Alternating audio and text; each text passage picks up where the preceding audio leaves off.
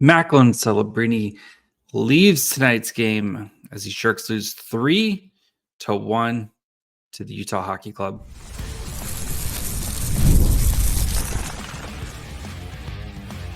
You're Locked On Sharks, your daily podcast on the San Jose Sharks, part of the Locked On Podcast Network, your team every day. Hello, welcome to Locked On Sharks, the premier hockey podcast covering your favorite team in the Bay Area. My name is JD Young, caretaker at the Reef, also the co-host of Western Conference Tuesdays on the Locked On NHL channel. I want to thank you for making Locked On Sharks your first listen. Probably part of the Locked On Network. We cover your team every day. If you want to be an everyday, all you have to do is just follow wherever you get podcasts, or you can watch on YouTube as well. And Macklin Celebrini hits the boards hard and does not return. Is it time to panic? Eklund performs really well. And we look at some of the other strong performances and who needs to show a little bit more from Utah's 3-1 victory over the San Jose Sharks. So before we get to all that, do want to let you guys know that today's episode is brought to you by FanDuel. Place your first $5 bet and you'll get started with $200 in bonus bets guaranteed. Visit FanDuel.com to get started. So, of course, our beloved child, Macklin Celebrini, left tonight's game with they're saying lower body injury. And as of right now, I'm recording this as 9:50 p.m. Ryan Warsofsky has already had his press availability. And he said that no, there nothing right now on Celebrini. There is no update. We'll see in the morning. So we're not going to be speculating on that right now. I'm sure. There's a lot coming from this. Is the preseason too long? Et cetera, et cetera. Is the season over? Here's my again. We don't know anything. We'll probably know more in the morning or sometime, when the Sharks practice next. I don't have the practice schedule right now, but I think I'm hoping for best case scenario in this situation. Best case scenario in this is that he probably just tweaks something. If you remember, almost a week ago, Celebrini missed practice. Was back the next day, full participant and stuff like that. You wonder if he maybe aggravated something, which does happen, right? With some of these injuries here. The good news is he finished his shift. He came out and he played another shift, and then he left the game. So it's nothing the hope is it's nothing super serious where he's going to be out, months to the season or anything like that. The hope is that it is, maybe it's a hip pointer, maybe it's just a bruise, maybe, there's a bunch of different things. I'm not going to speculate. I'm not a doctor. I'm not going to try to play a Twitter doctor. It's not worth it right now to try to kind of figure out. So I think the good sign that he finished his shift and then he came out and he played another shift, it gives me some hope. Also that it's a preseason game, right? You want to protect your investment, right? You don't want him out there and potentially aggravate it more, anything like that. And I think with a guy like Celebrini, I get the sense you kind of have to protect him from himself at times, right? We've seen he's already kind of a psycho at practice, but staying after practice, extra and all that stuff. I think that's going to be something he's going to have to learn, is that taking care of your body, and you hear about athletes all the time, how much they spend recovering and, kind of that part of the game with it. And, for example, LeBron James, and I'm not saying Macklin celebrates LeBron James. I'm just using it as an example. He spends I think it's $250,000 to $500,000 on treating his body. He's also, 40 years old, is a genetic freak. But he spends so much money, he invests so much money into his body and making sure that it is, always ready to go, and his recovery and everything like that. And I think for the Sharks, as I'm kind of going on a tangent here, I think for the Sharks, right, it's protecting a young kid from himself, because like how often even as a kid, get up, get back out there, et cetera, and that's kind of the hockey player mentality of like just get up and get back out there and keep going. It's a preseason game. It's the beginning of his career. You don't want him, you want him. I think you might have to protect him a little bit from himself in this. And I'm hoping it's, just it's something minor. Cautionary. Again, we don't know. Ryan Warsofsky said he had not spoken to the trainers. Maybe it's a couple weeks, something like that. Like maybe he misses the beginning of the season. We'll probably know more tomorrow, and stuff. So also seeing a lot of the preseason needs to be shorter, et cetera, which the preseason does need to be shorter. We've seen a rash of just massive injuries throughout the preseason. And I think that's what you get sometimes when you get these like mix and matched up lineups. The Sharks ran a pretty much like NHL lineup tonight. Like I think this was really close to, like, Granlund didn't play, and we'll get through like kind of the guys who are in and out and stuff like that. But this felt pretty close to an NHL caliber lineup for the Sharks here. And I think the same thing for Utah. And maybe that needs to kind of look like the NFL does, right? Where it's kind of everyone understands, like, okay, like we're going to rank, like week one is really just let your young kids play, try to get them some experience. And then you kind of ramp things up as you get closer to the season. But like this play could have happened any time. And I saw some people saying, like you tripped them and stuff. And I don't know. I mean, it looked like a pretty normal play from me. Was it probably a trip? Maybe. It also kind of looked like Celebrini might have caught it, like toe picked a tiny bit as well. I think it was Stenlund. It was Celebrini got like a mini breakaway. Stenlund's behind him. He's kind of, chopping at his hands, which you see every defenseman try to do in that scenario. His stick kind of falls, and it looks like Celebrini kind of said, like, I don't think there was anything malicious about it. It was just a freak accident. So we've seen that play a million times watching hockey.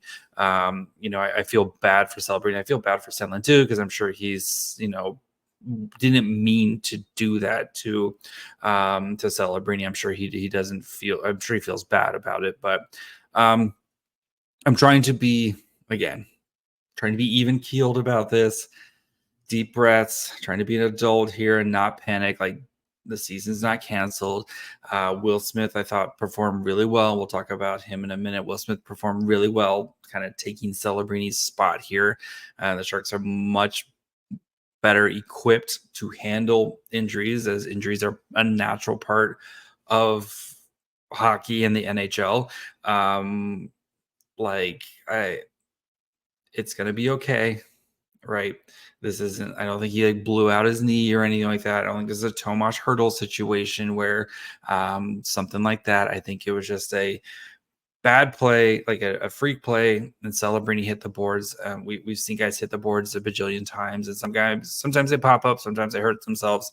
I think if it was a meaningful regular season game, Celebrini's probably back out there.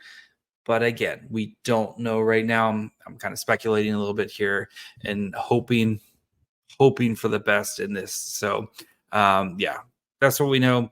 Let's not cancel the season. I think the Sharks are better equipped to kind of persevere through these. We'll know more tomorrow.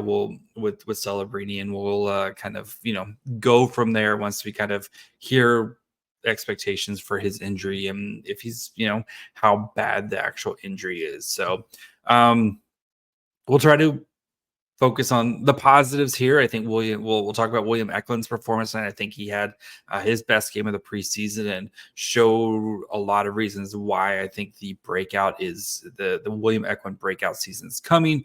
Will Smith's performance tonight, which I think he showed a lot of positive steps compared to his previous games. Mackenzie Blackwood looked good. We'll talk about a lot of these guys here and all that in just 1 second.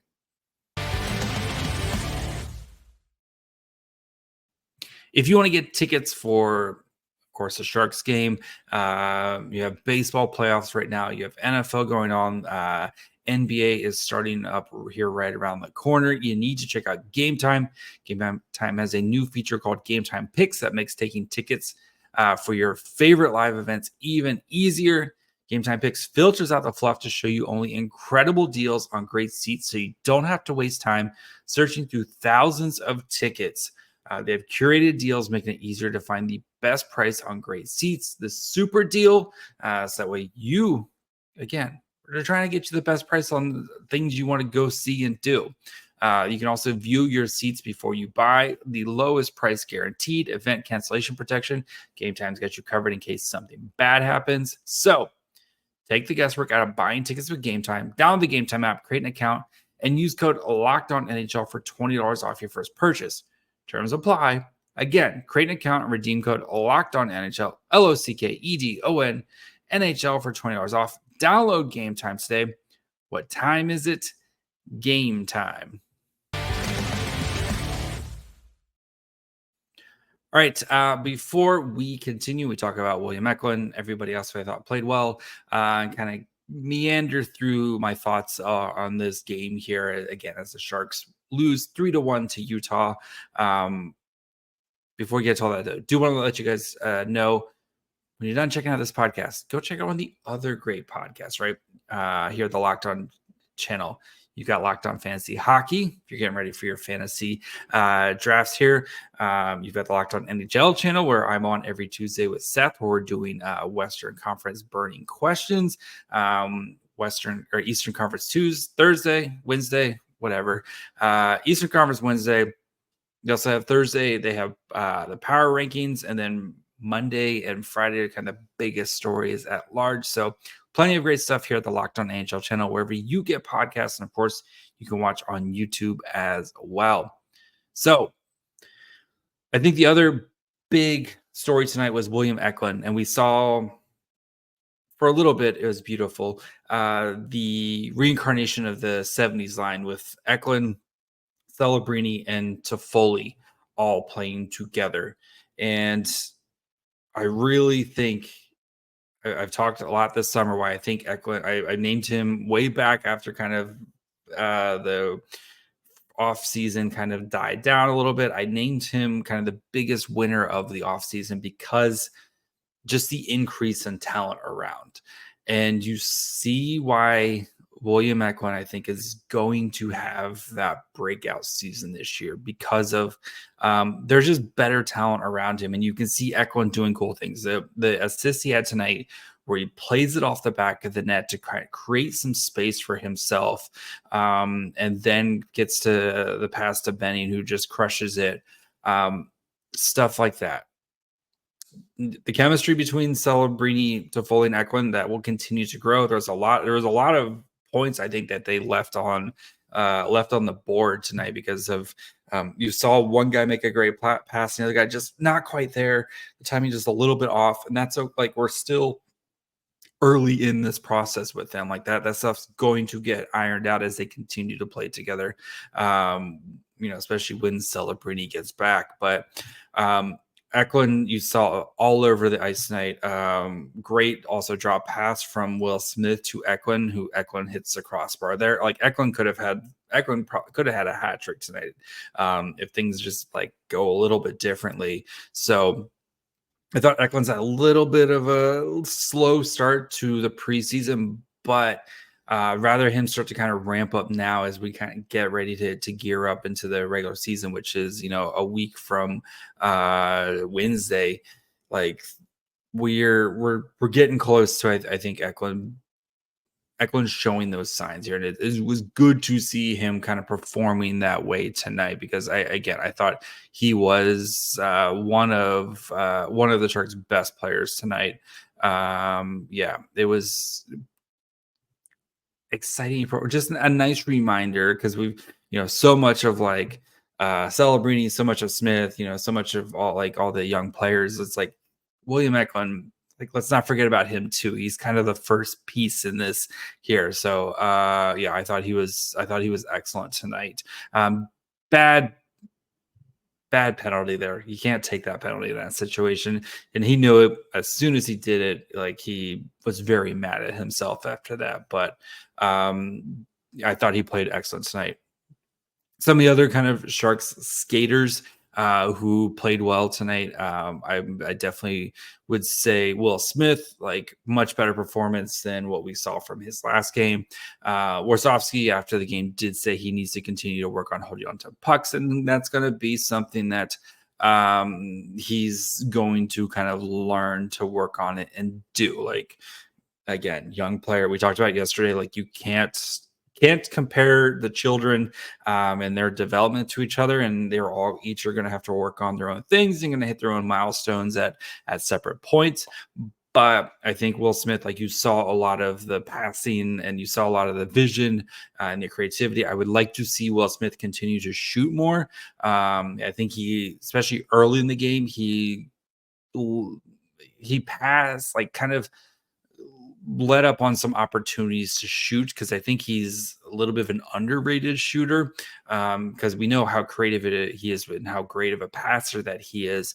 I'd like to see him continue to be aggressive with shooting. And when Celebrini left the game and Will Smith kind of took that number 1 C position, I thought you really saw that start to kind of come out for him, and really kind of play, I think, with a little bit better pace, kind of taking a little bit more charge in it. So I'm it seems very much like they are going to Celebrini Smith as your 1 and 2 centers right now. And I thought they would try to maybe, like, I don't want to say hold them back, but kind of put them in an opportunity to, like, grow into the role.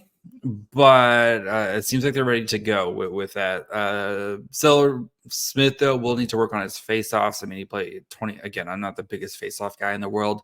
I had 25% face-off. Maybe that's where having Granlund on his line, who can take the face-offs and slide to wing until Smith continues to work on his face-offs, and especially here in the NHL. But I mean, Smith played almost 20 minutes tonight.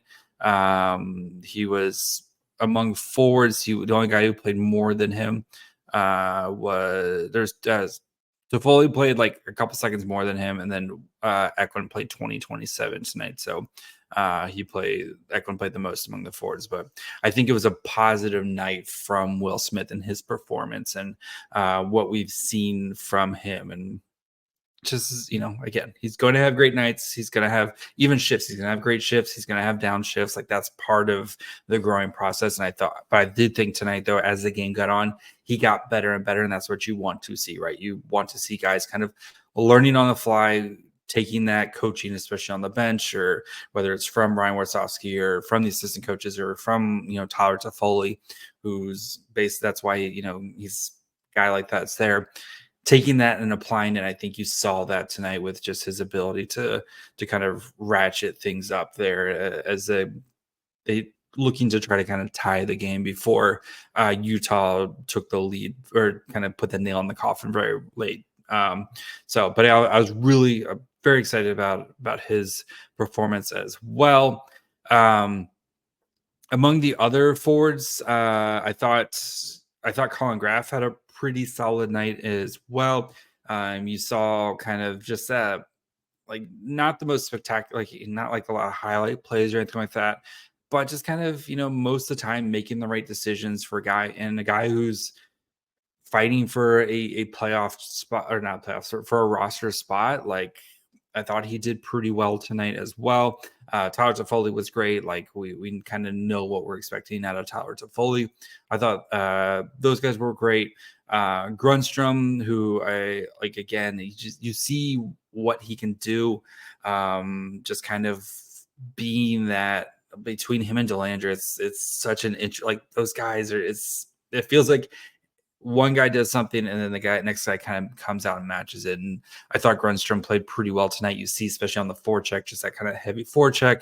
I thought he was a pretty positive player as well tonight among the forwards. So we'll talk about the defense. We'll talk about Mackenzie Blackwood here in a minute. Mackenzie Blackwood was Ryan Warsofsky called him the best player in the game tonight. We'll talk about him in just 1 second.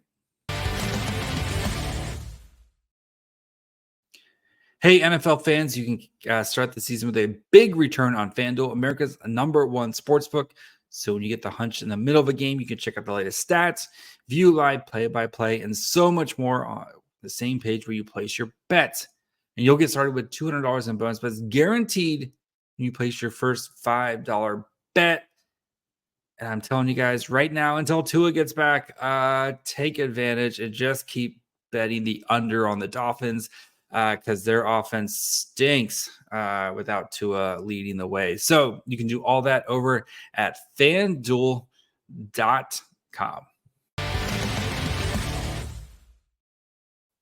All right. Again, thank you guys for making Locked On Sharks your first listen.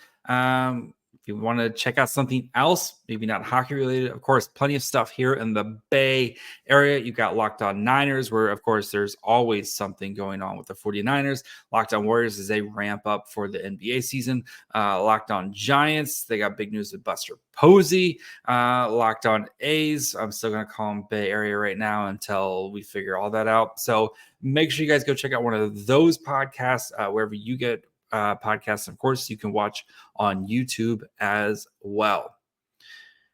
All right, Mackenzie Blackwood. I know we kind of normally go with the defense, but I think Mackenzie Blackwood, he looked really good tonight. I think Utah was a little slow out of the gate, and he didn't have to do too much, but he made some really nice saves tonight.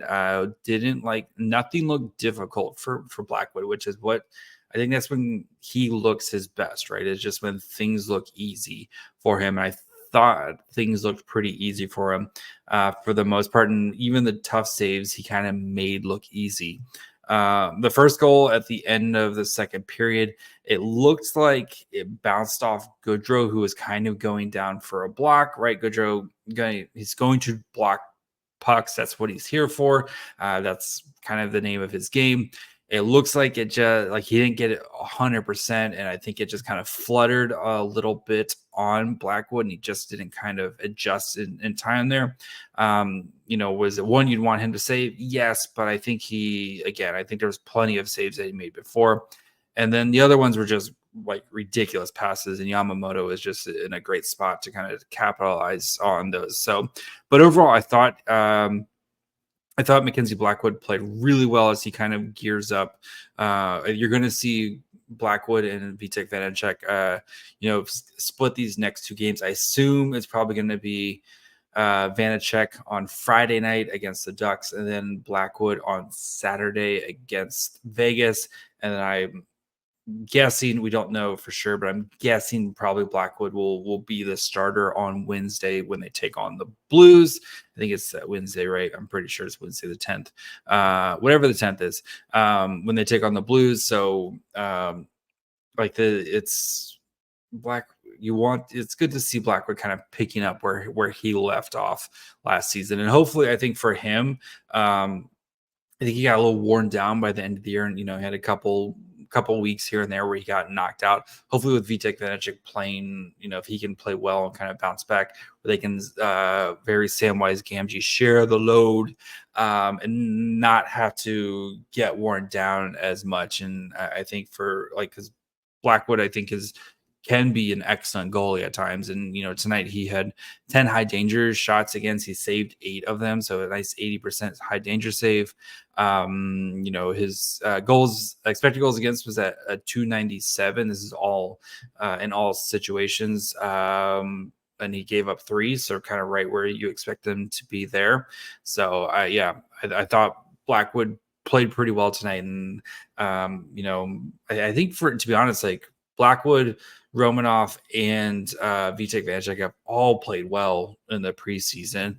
I know Carrier, he was okay in his time, but the guys who you expect to potentially get NHL time this year, I think they've all played well in the preseason. And it's weird to kind of have you kind of feel a little, it's not going to be the backbone of the team, but you feel like you have some confidence in the goaltending. Like it's not just gonna just fail you especially after we've seen from previous years. So, it's weird. Like this team it's a professional hockey team. It's just weird to watch after I think, we all know what last year was, right? Last year was they were set up to fail on purpose. And we all knew that. It's a terrible year. We slogged through it, but just how quickly this team, and Warsofsky said it's nowhere near close to what they want them to see, which is expected, especially when you have a new guy coming in, or not a new head coach trying to fit a system. You have so many new pieces between all the players that the Sharks either signed in free agency or drafted, but it just looks like a professional hockey team, which is just a breath of fresh air from what we saw, last year, basically even like the last 2 years of Sharks hockey, of just how many just dumb mistakes and just guys left wide open. And there's still going to be those mistakes, but they just look competent. And it's nice to see Ryan Warsofsky having such a positive effect in such a short time. And they talked about it on the broadcast, and I know people are still upset about the geolocked broadcast. Again, that's the NHL, it's not the Sharks. It's the NHL's kind of rules with this. But they talked about on the broadcast of the practices are some of the best they've seen over the past couple of years, and just the structure of them, and how hard the guys work, and kind of what Ryan Warsofsky is asking. And we're 4 games into the preseason, and I'm not trying to make sweeping, generalizations, but it just feels like Ryan Warsofsky just might be the right guy, just because of what he's done in his past, how he's kind of built his resume up, and such positive changes in such a short time. And yes, I know they lost the game 3-1 tonight. I don't care about the score tonight. Again, this whole season is very much a process over results type of season for the Sharks as they grow, right? Are you seeing players grow? Are you seeing systems put in place so that players can grow and guys are held accountable for what they do wrong, but are given a chance to kind of correct themselves? That's what this whole season is about, is do we have the right pieces in place, and are things getting better? That it's very much a process over results. And if you win some games along the way, sweet.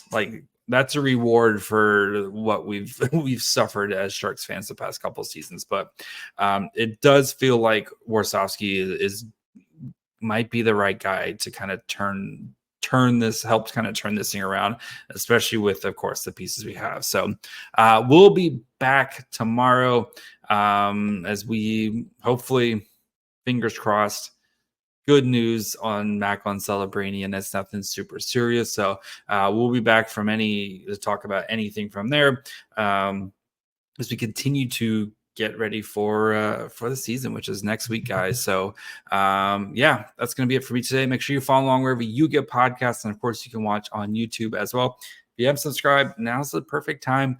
Probably do something with games on Friday and Saturday night this week. We'll probably do something one, if not both nights, especially with the expect your roster to kind of be ready to go by Monday-ish. Like, there's going to be plenty of content coming. So make sure you follow wherever you get podcasts, watch on YouTube, follow the show on Twitter, Facebook, and Instagram at Locked On Sharks. You can follow me on Twitter at MyFryHole.